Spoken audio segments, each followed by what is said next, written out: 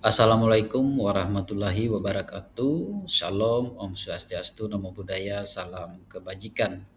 Terima kasih pada kesempatan ini saya peserta PKP NHD 20 nama Suandro dari Bawaslu Kota Palangkaraya akan mempresentasikan tugas individu ya berkenaan dengan optimalisasi tata kelola mahasiswa magang di Bawaslu Kota Palangkaraya, dan saya sudah melakukan survei awal di Sekretariat Bawaslu Kota Palangkaraya dengan jumlah responden itu 14 orang, dan hasilnya bisa kita lihat di dalam PPT ini.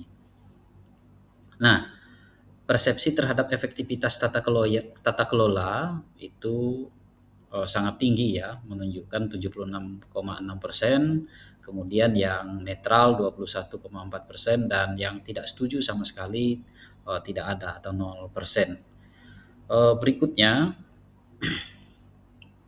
aspek yang dinilai positif itu adalah beberapa hal. Yang pertama itu pendampingan mentor, kemudian komunikasi dengan pembimbing, penilaian hasil magang, administrasi magang, kemudian aspek yang perlu diperbaiki itu adalah berkenaan dengan pembagian tugas, digitalisasi pengelolaan, SOP pengelolaan, dan evaluasi. Kemudian berikutnya, kendala utama yang dihadapi yaitu keterbatasan sarana dan prasarana, kemudian administrasi masih manual, kita belum menggunakan digitalisasi, kemudian evaluasi belum terdokumentasi, keterbatasan sumber daya manusia yang mengelola magang itu, kemudian belum ada SOP baku. Nah, penyebab hal tersebut adalah kurangnya koordinasi ya. Nah, ini koordinasi antar pihak ini belum optimal, belum ada kebijakan yang jelas, kemudian belum adanya sistem informasi, dan yang terakhir adalah keterbatasan sumber daya manusia dan anggaran. Nah, jadi kita berkesimpulan berdasarkan hasil survei itu tadi, tata kelola mahasiswa magang secara umum dinilai cukup efektif, namun masih terdapat ruang perbaikan, terutama pada pembagian tugas, SOP, digitalisasi pengelolaan, dan sistem evaluasi. Nah, berdasarkan hal tersebut, kita mencoba untuk melakukan analisis dengan model Livit ya, di mana dari komponen yang kita lakukan analisa itu terdiri dari tugas, struktur, teknologi, dan manusia. Nah, dalam analisa yang kita lakukan tadi ternyata transformasi organisasi harus mengacu kepada 4 elemen yang saling berkait dan tidak terpisahkan. Nah, dalam sistem yang terbuka, ketidakseimbangan pada satu elemen akan mendistorsi elemen yang lain. Kemudian elemen manusia. Nah, kalau kita lihat data tadi, hubungan antar manusia menjadi poin terkuat dalam program. Komunikasi antar mahasiswa dengan pembimbing, antar mahasiswa dengan staf sekretariat itu sangat diperlukan, dan pendampingan oleh mentor dinilai sangat efektif. Kemudian kapasitas kritis. Nah, di sini yang perlu menjadi perhatian, memang Bawaslu, terutama di Bawaslu Kota Palangkaraya masih mengalami keterbatasan jumlah SDM pengelola program magang ya. Ini mengakibatkan beban kerja pengelolaan menjadi sangat berat dan menuntut koordinasi yang jauh lebih intensif dari yang seharusnya. Elemen tugas. Nah, berkenaan tugas atau task ya, dalam salah satu elemen Livit tadi yaitu perencanaan baik, eksekusi terhambat. Nah, ini yang kita temui dalam survei awal. Kalau kita lihat ya, relevansi dan perencanaan itu mahasiswa magang secara umum dinilai sudah sesuai dengan kebutuhan unit kerja. Tugas-tugas telah direncanakan dengan baik oleh para pembimbing di awal. Namun hal tersebut tidak dibarengi dengan distribusi yang merata. Kita temukan bahwa responden menyoroti aspek pembagian tugas sebagai arena utama yang perlu diperbaiki agar beban kerja mahasiswa lebih optimal, adil dan merata. Berikutnya struktur, elemen struktur. Di sini yang menjadi perhatian kita juga adalah ketiadaan SOP ya. Nah, karena ketidakadajelasan ini sebetulnya kita bisa temukan di dalam angket yang kita sampaikan atau kuesioner yang kita sampaikan itu. Mereka mengatakan bahwa proses penerimaan mahasiswa magang telah memiliki prosedur dasar, namun kejelasannya dinilai beragam. Pihak pegawai secara spesifik memberikan nilai netral terhadap penjelasan ini. Barangkali kita bisa menilai bahwa memang mahasiswa menilai itu bukan mahasiswa, pegawai sekretariat sendiri menilai itu sesuatu yang mereka belum pahami, atau barangkali memang mereka abstain, tidak memberikan pendapat. Kemudian berikutnya adalah kekosongan kebijakan. Nah, belum adanya SOP itu berarti kita tidak ada kebijakan yang jelas mengenai hal ini, sehingga perlu diintervensi nantinya. Berikutnya elemen teknologi ya, elemen teknologi. Hambatan operasional manual. Memang kita akui ya, sistem yang sedang berjalan ini adalah sistem yang konvensional. Jadi seluruh pengelolaan administrasi magang mahasiswa itu dilakukan sepenuhnya manual.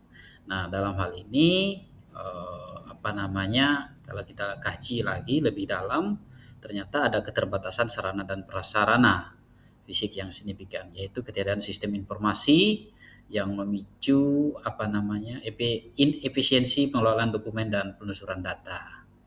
Nah, aspirasi utama responden di sini adalah digitalisasi pengelolaan magang dituntut sebagai prioritas perubahan tertinggi.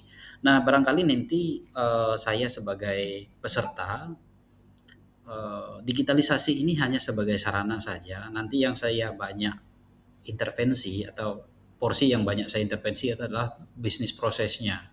Ya, nanti akan didukung juga dengan digitalisasi, tapi digitalisasi saya cukup sederhana, tidak menggunakan aplikasi yang wah nanti ya, cukup dengan bantuan dari aplikasi-aplikasi yang ada saja. Nah, peta diagnosanya ya, kalau kita lihat hasil survei awal dalam kerangka menyusun tugas ini ya. Yang pertama itu mengenai mensnya, manusia. Kalau kita lihat kesiapan ya tinggi ya, kemudian kesenjangan utama itu kualitas SDM pengelolaan kurang ya, pengelolaannya kurang, kemudian urgensi perbaikan menengah. Nah, kalau kita lihat tabel ini berkenaan dengan tugas ya, sedang, distribusi tidak merata, kemudian urgensi perbaikan menengah.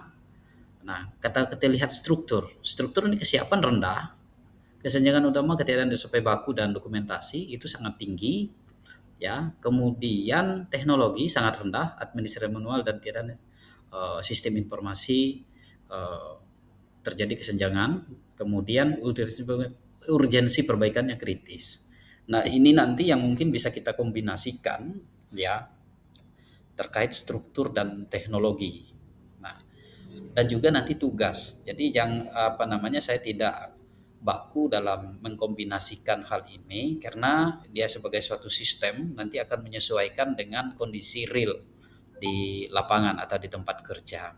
Bisa saja nanti saya lebih mengutamakan tugas yang sedang dan menengah, tetapi juga bisa dikombinasikan dengan struktur ya, yang kesiapannya rendah dan urgensinya tinggi, kemudian saya kombinasikan dengan sedang dan menengah juga pada tugas dan teknologi ya. Nah, analisis keselarahan beban sistemik ya. Ketiadaan SOP yang diperparah juga dengan sistem administrasi teknologi, ketiadaan sistem informasi teknologi menciptakan lingkungan kerja yang sangat tidak efisien.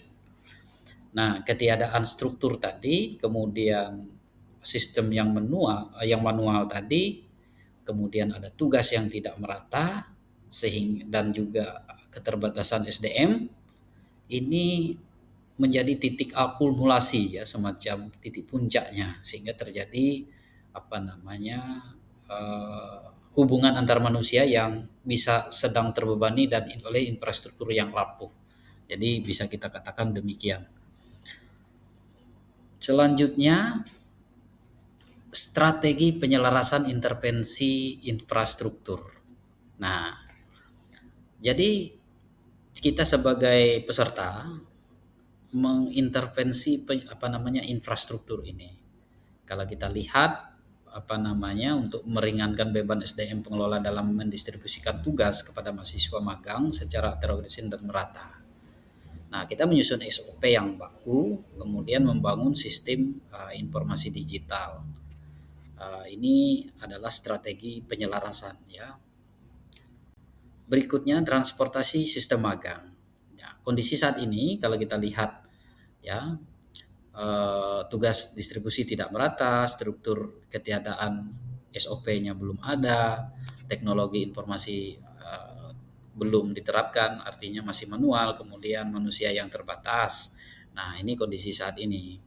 Kondisi ideal sebetulnya apa namanya tergambar dalam slide ini juga, bahwa tugas, struktur, teknologi dan manusia itu semuanya berkesinambungan ya, saling terkoneksi, tidak ada retak-retakannya seperti itu ya.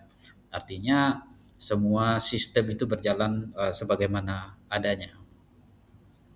Kemudian kesimpulan, transformasi digital dan standarisasi SOP bukan sekedar perbaikan administrasi, melainkan langkah esensi dalam membebaskan SDM terbaik kita agar fokus pada apa yang mereka lakukan paling baik, yaitu membangun manusia. Demikian presentasi dari saya. Wassalamualaikum warahmatullahi wabarakatuh. Terima kasih.